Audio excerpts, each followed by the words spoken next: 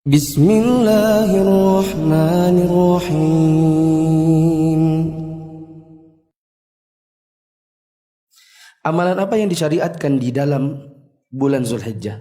Yang pertama adalah melaksanakan ibadah haji dan umrah. Al-umratu ila al-umrati kafaratun lima bainahuma wa al-hajjul mabrur laisa lahu jazaa'un illa al-jannah. Nabi sallallahu alaihi wasallam mengatakan umrah yang satu ke umrah yang berikutnya merupakan penebus dosa yang dikerjakan di antara kedua umrah tersebut. Dan haji yang mabrur tidak ada balasan yang lain untuknya kecuali surga. Al-Imam An-Nawawi berkata, untuk haji yang mabrur, untuk orang yang haji mabrur, sekedar diampuni dosa enggak cukup.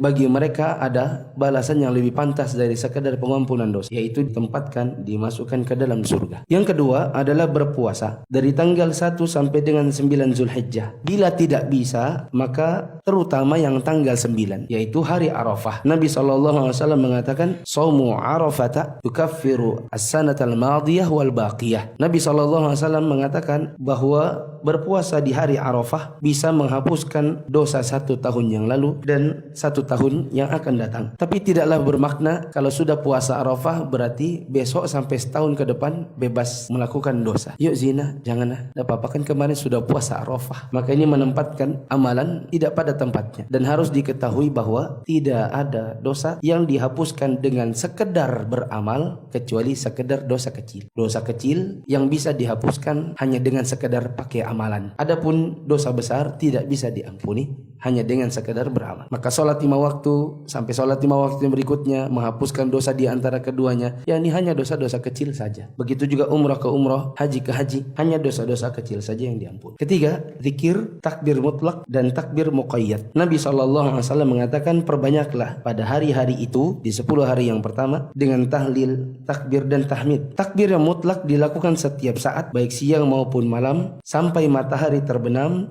di akhir hari tasyrik, yaitu tanggal 13 Zulhijjah. Maka jamaah yang dirahmati Allah, nanti jangan heran apabila ada orang takbiran tanggal 2, 3, 4 Zulhijjah. Sebagian kaum muslimin, terutama di Indonesia, kita tidak biasa mendengar. Tapi bila ada, maka jangan heran. Karena itu termasuk di antara zikir yang disebut dengan takbir mutlak. Waktu saya dulu tinggal di Saudi, di depan kontrakan ada masjid. Di pintu masjid ditempeli oleh takmirnya tulisan untuk memperbanyak zikir dan takbir. Jadi sebagian orang-orang di sekitaran masjid itu di tanggal 1 sampai dengan tanggal 9 mereka pun sudah takbiran. Maka saya dengar tetangga Indonesia ada yang berkata, hebat ya kau di Saudi ini, sudah lebaran. Tapi maksudnya itu mengejek, dan yang benar dia mengejek dirinya sendiri karena dia tidak berarti yang namanya zikir berupa takbir mutlak. Kemudian takbir muqayyad dilakukan setiap saat selesai sholat fardu sejak pagi hari Arafah, setelah selesai sholat subuh tanggal 9 Zulhijjah sampai dengan asar hari tasyrik tanggal 13 Zulhijjah. Di nomor 4, bertaubat serta meninggalkan segala maksiat dan dosa. Yang kelima, banyak beramal soleh seperti sholat, sedekah, berjihad, membaca Al-Quran, amar ma'ruf nahi mungkar dan lain. Keenam, berkurban pada hari raya kurban dan hari tasyrik. Yang ketujuh, tidak mencabut atau memotong rambut dan kuku bagi yang hendak berkurban. Yang kedelapan, sholat Idul Adha dan mendengarkan khutbahnya.